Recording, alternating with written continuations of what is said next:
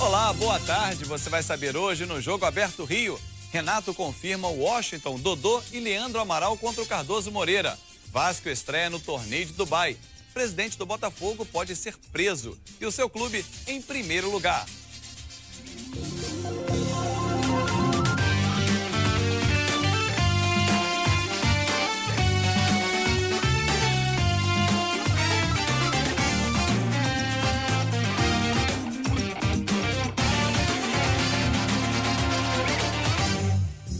O Jogo Aberto começa com destaque. O primeiro do jornalista Carlos Alberto Parisi. Boa tarde, Parisi. Boa tarde, Fábio. Fábio, eu sou a favor inteiramente que o árbitro de futebol que não vá bem tecnicamente durante o campeonato receba uma punição. Até porque, como o jogador recebe, o árbitro também tem que receber. Só que os 5, de acordo com a comissão de arbitragem, os 5 piores árbitros tecnicamente do campeonato vão cair para a segunda divisão. Será que essa galera da segunda divisão não merece um respeito? Porque só porque o cara foi mal, ele vai para a segunda divisão. E a segunda divisão? Não merece que tenham bons árbitros lá? Eu acho que tem alguma coisa errada. Tem que ter um respeito aí com o pessoal do Duque de Caxias, do Mesquita, do Resende, essa galera que está subindo agora aí, que era da segunda divisão e hoje estão na primeira. Que fez um bom trabalho na segunda divisão, por isso, esses clubes vão estar na primeira, aí contribuindo para esse campeonato estadual que começa no próximo dia 19. Destaque agora do jornalista convidado, Jorge Eduardo. Boa tarde, Jorge. Boa tarde, Fábio. Boa tarde, turma da Band. Com relação a essa questão do rebaixamento dos árbitros, né? Caem 5, mas sobem 5. É uma tentativa válida. Eu quero saber quem é que vai analisar e ranquear a comissão que vai analisar e ranquear os árbitros. E você, quer ganhar uma camisa do seu clube de coração? Então envie uma mensagem eletrônica para jogoaberto@bandrio.com.br e responda que clube o tetracampeão Viola defenderá no campeonato estadual. Resultado sai amanhã. O técnico Renato Gaúcho confirma 3 atacantes para a estreia do Fluminense contra o Cardoso Moreira. Na programação do Fluminense, mais uma tarde de treinos físicos com bola. Mas depois de alguns minutos, uma conversa do técnico Renato Gaúcho no centro do gramado com alguns jogadores chama a atenção. O bate-papo durou pouco tempo e parecia que a atividade iria continuar normalmente. Em seu 4º dia de treinamentos no município da Serra, região metropolitana da Grande Vitória, o técnico Renato Gaúcho surpreendeu. Comandou um treino técnico-tático em que pediu para a imprensa não registrar. Logo em seguida, um coletivo em que definiu os titulares e o trio de ataque, formado por Leandro Amaral, Dodô e o Washington. O técnico Renato Gaúcho confirmou que no momento pretende escalar o trio na primeira partida do estadual contra o Cardoso Moreira. A princípio, sim. Mas a gente começou a treinar hoje no mini coletivo e a gente vai vendo no dia a dia os resultados. Entendeu? É uma qualidade muito grande, mas a resposta, se a gente vai poder jogar com os 3 atacantes ou não, são eles mesmos que vão me dar.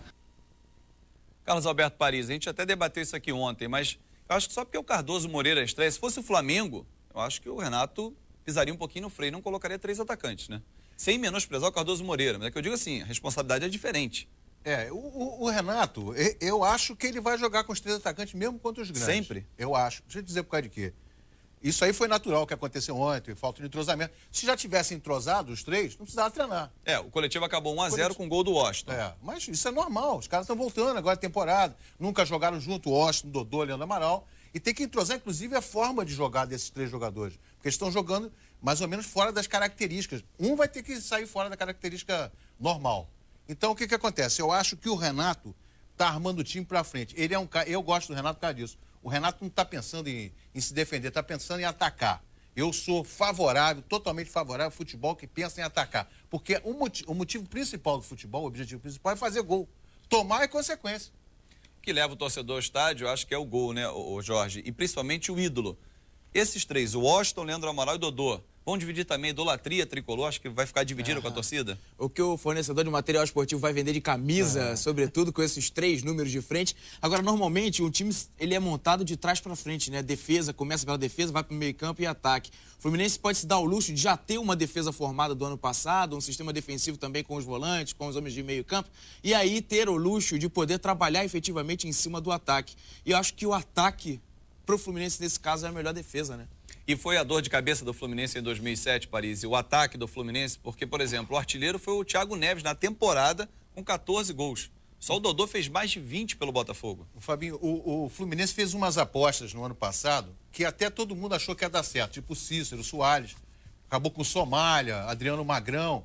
Quer dizer, não é tipo de atacante. Isso é para compor elenco, tudo bem. Agora, para ser titular do Fluminense, tem que ser esses três que estão aí. Leandro Amaral, Dodô, Oscar. Gente de peso, o Fluminense é um time de primeira linha no mundo.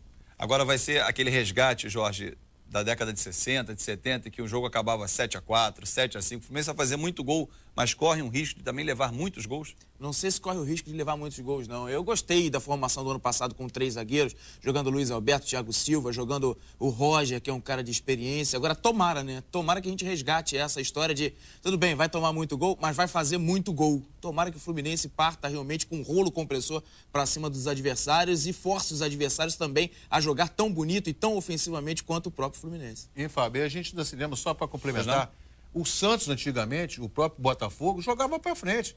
O time tinha Doval, Coutinho, Pelé e Pepe, os mais novos talvez não lembrem. Mas, pô, os caras tinham que jogar para frente. Aí, mas a resultado era esse, 6-4. 6, era assim. E é bacana. Mas se hoje tiver esse resultado, vai ser considerado uma pelada? 7-5 foi uma grande pelada? Não, é o espetáculo, né? Porque hoje tem uma diferença entre o espetáculo e você querer fazer ferrolho. Tem gente que prefere jogar com 85 caras atrás e tentar uma jogada de contra-ataque, marcar um gol e ganhar de 1-0. Porque o que vale são os 3 pontos. É um ponto de vista. Um pessoal prefere o espetáculo. Eu prefiro. E eu acho que dá para fazer espetáculo e tornar o time competitivo. Jorge, com essa escalação, você acha que o Gerson, que faz aniversário amanhã, vai perder mais cabelos nessa temporada? Eu acho que não. Eu acho que ele vai ficar satisfeito porque até o nascer não vai, próprio... né, Não vai nascer. Não é finasterida. O Fluminense não é finasterida. Vamos deixar isso aqui bem claro. Agora, o que o torcedor do Fluminense pode esperar realmente é ter muita emoção. Libertadores da América não são jogos de mata-mata na segunda fase? Exatamente. Então fazer gol é fundamental. Exatamente. E falando em finasterida, mesmo suspenso, Romário estreou com o Vasco no torneio de Dubai. Nesse momento, 2-1 para o Hamburgo. O Vasco está perdendo. E ontem, o Vasco teve mais uma derrota, e o Romário em especial, porque o presidente do Superior Tribunal de Justiça Desportiva, Rubens Aprobato, negou o efeito suspensivo do julgamento do Baixinho. Ele segue suspenso por 120 dias por doping. Ou seja, Paris, ele está fora da estreia do time no Campeonato Estadual diante do Madureira. É verdade, é uma perda. A perda do Romário não é só para o time do Vasco, é uma atração para o Campeonato Carioca. E a finasterida... A gente está vendo aí os gols do Romário da carreira. Todo mundo pensou que fosse sair fora da listagem de doping, acabou não saindo, o que prejudicou mais o Romário. E esse era o principal argumento da defesa do Vasco, né, da tese. A finasterida não faz mais parte, continua fazendo. Verdade. E aí, Fábio, se persistir esse resultado de 2-1, o Romário vai achar que era melhor ter jogado contra o Xisburgo. Era melhor? O Hamburgo está ganhando.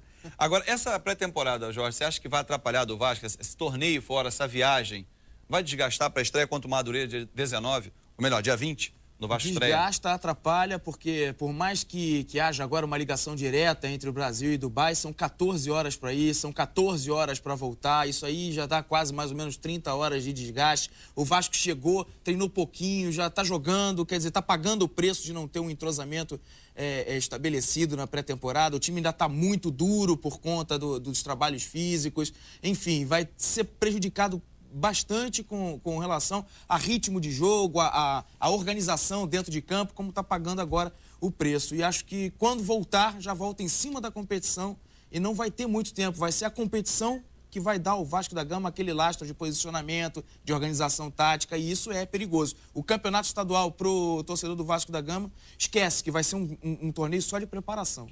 Paris, não dá nem para dizer, por exemplo, o Vasco não vai poder dizer, não, mas estávamos cansados. Perdeu a Taça Guanabara porque os times de menor investimento começaram antes a se preparar. Já se sabia disso. E a responsabilidade é toda de quem tratou tudo. Quer dizer, a gente sabe que financeiramente é muito importante esse torneio de Dubai para o Vasco. Está ganhando uma grana lá fora, tudo bem. Agora, cruz é caldeirinha que o pessoal fica. Ou ganha dinheiro, ou perde jogador. Como o Vasco já perdeu o Leandro Amaral, perdeu o Conca, que é até um dos motivos que o próprio Jorge Eduardo falou aqui agora. O Vasco está totalmente desentrosado e ainda perdeu os melhores jogadores. Quer dizer, fica difícil. O jogo está no finzinho, o Vasco segue perdendo para o Hamburgo por 2-1 e no próximo bloco, Diego Tardelli fica mais longe da Gávea. E mais, o resultado da estreia do Vasco no torneio de Dubai e um reforço da mesa, um tricampeão. Falando com você, a gente volta já.